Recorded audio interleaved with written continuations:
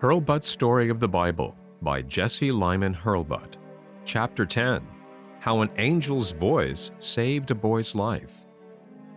You remember that in those times of which we are telling, when men worshipped God, they built an altar of earth or of stone, and laid an offering upon it as a gift to God.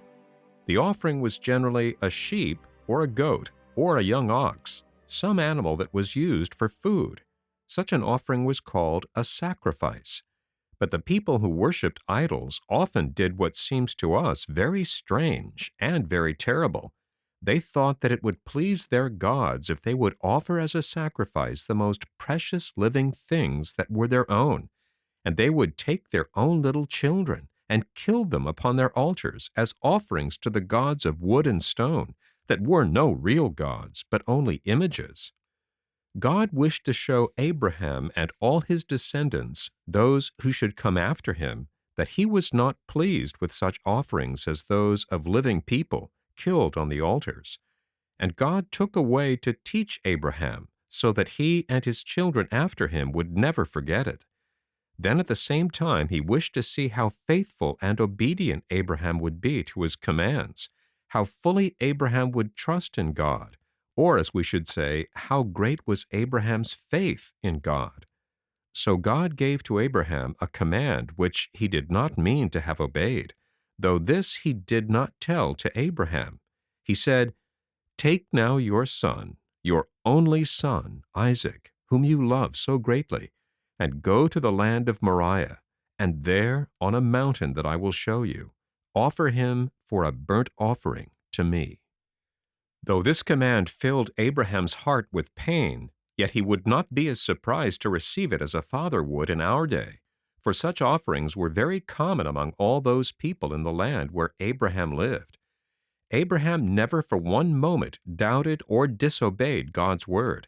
He knew that Isaac was the child whom God had promised, and that God had promised too that Isaac should have children, and that those coming from Isaac should be a great nation. He did not see how God could keep his promise with regard to Isaac if Isaac should be killed as an offering, unless, indeed, God should raise him up from the dead afterward. But Abraham undertook at once to obey God's command. He took 2 young men with him, and an ass laden with wood for the fire, and went toward the mountain in the north, Isaac his son walking by his side. For 2 days they walked, sleeping under the trees at night in the open country. And on the 3rd day Abraham saw the mountain far away. And as they drew near to the mountain, Abraham said to the young men, "Stay here with the ass, while I go up yonder mountain with Isaac to worship, and when we have worshipped, we will come back to you." For Abraham believed that in some way God would bring back Isaac to life. He took the wood from the ass and placed it on Isaac, and the 2 walked up the mountain together. As they were walking, Isaac said, "Father, here is the wood, but where is the lamb for the offering?" And Abraham said, "My son, God will provide himself the lamb." And they came to the place on the top of the mountain. There Abraham built an altar of stones and earth heaped up, and on it he placed the wood.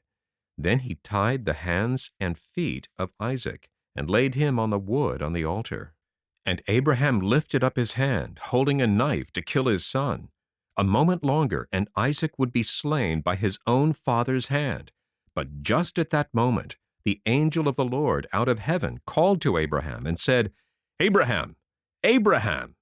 And Abraham answered, "Here I am, Lord." Then the angel of the Lord said, "Do not lay your hand upon your son. Do no harm to him. Now I know that you love God more than you love your only son, and that you are obedient to God, since you are ready to give up your son, your only son, to God." What a relief and a joy these words from heaven brought to the heart of Abraham. How glad he was to know that it was not God's will for him to kill his son. Then Abraham looked around, and there in the thicket was a ram caught by his horns. And Abraham took the ram and offered him up for a burnt offering in place of his son. So Abraham's words came true when he said that God would provide for himself a lamb. The place where this altar was built Abraham named Jehovah-Jireh, words meaning in the language that Abraham spoke, "The Lord will provide." This offering, which seems so strange, did much good. It showed to Abraham and to Isaac also that Isaac belonged to God, for to God he had been offered, and in Isaac all those who should come from him, his descendants, had been given to God. Then it showed to Abraham and to all the people after him that God did not wish children or men killed as offerings for worship. And while all the people around offered such sacrifices, the Israelites, who came from Abraham and from Isaac, never offered them, but offered oxen and sheep and goats instead. And it looked onward to a time when, just as Abraham gave his son as an offering, God should give his Son, Jesus Christ, to die for the world.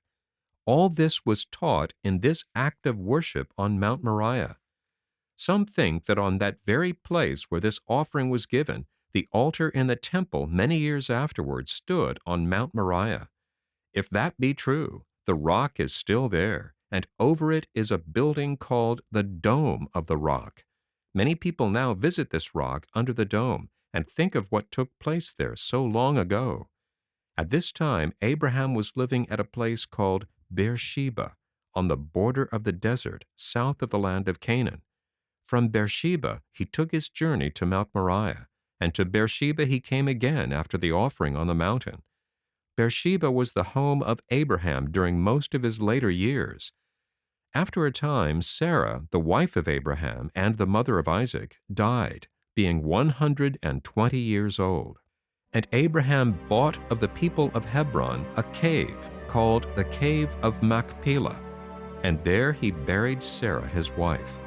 This place is still known as the city of Hebron, but the people who live there will not allow any strangers to visit it.